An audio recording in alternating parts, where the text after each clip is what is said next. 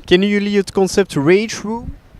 Ik heb daar nog nooit van gehoord, maar jij kent dat wel zeker. Non, je ne connais pas les concepts Rage Room. Rage like in anger? Я не понимаю, но... No, we're not. Rage Room? Een rage room, wat ik ervan heb gehoord, is dus een kamer en je mag daar binnen gaan, natuurlijk beschermd, en dan mocht je van alles kapot maken. Oui, c'est un concept japonais. Enfin, ça a été créé au Japon, il me semble.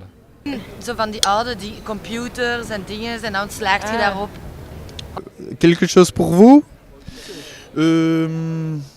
Ça dépend de la journée.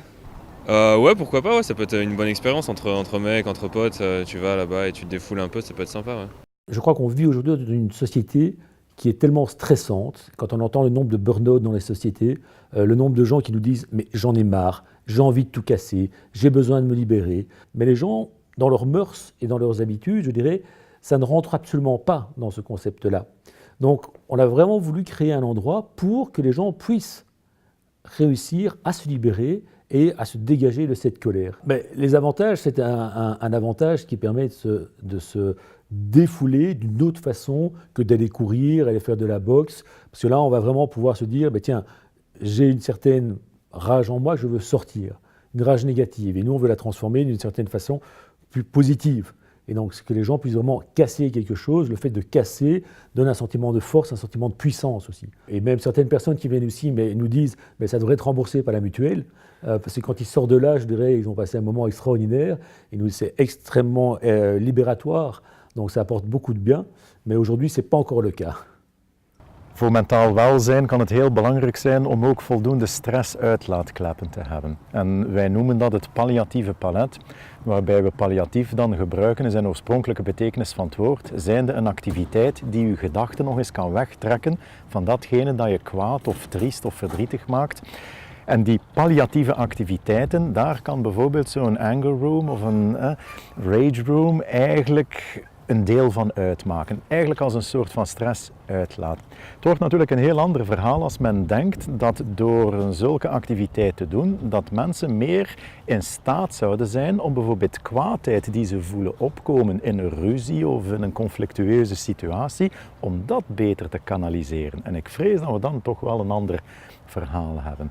Ik denk dat ten eerste de frequentie dat je zoiets zou moeten aanbieden om eigenlijk in die hersenen structurele veranderingen te zien, dan zou je dit al bijna therapeutisch elke dag een uur bijvoorbeeld moeten doen. Côté de ça, on a voulu compléter avec un espace zen pour donner en fait la possibilité aux gens par après de se relaxer complètement.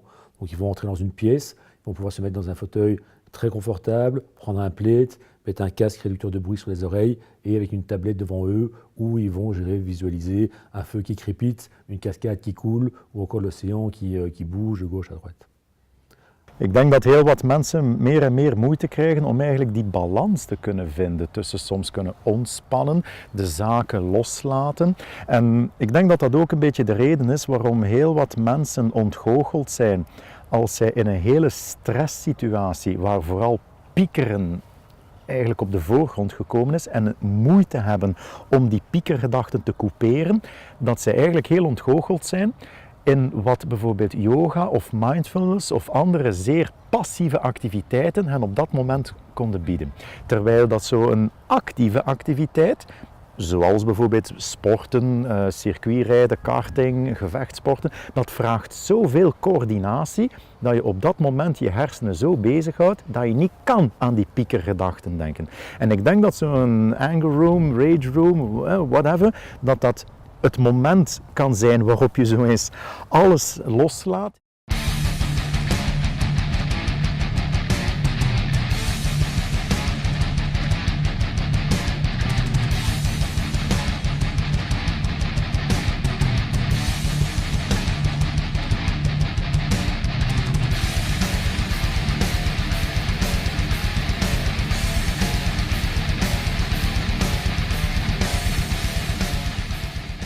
En fait, au début, je me disais, est-ce que je vais oser taper sur les choses?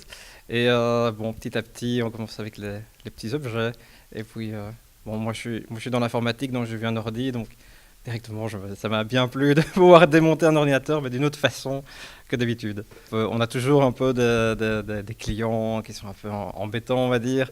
Et donc, oui, ça permet d'un peu extérioriser tout ça d'une autre manière que... Bon, moi, je suis pas très dans le sport, mais ce genre de sport, s'il y avait une médaille d'or, j'essaierais de le faire, hein, évidemment. Moi, en fait, c'est vrai que j'ai du mal à un peu exprimer mes sentiments, on va dire.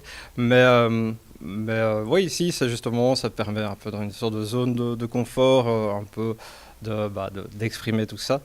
We hebben eigenlijk gezien dat het voorstel om bijvoorbeeld een bokzak te hangen, zelfs letterlijk ook hier in ons psychiatrisch centrum, dat eigenlijk afgewezen is. Omdat veel mensen schrik hebben dat dat agressiviteit zou promoten. En dat je dus eigenlijk zou leren van kijk, je zei kwaad, map er maar op los. Terwijl wij weten dat dat eigenlijk perfect los van elkaar staat. Ik heb het gevoel dat heel wat mensen schrik hebben van wat gaan we daarmee promoten, wat is de boodschap die we daarmee gaan verkondigen. En ik denk dat dat hetzelfde zou kunnen zijn.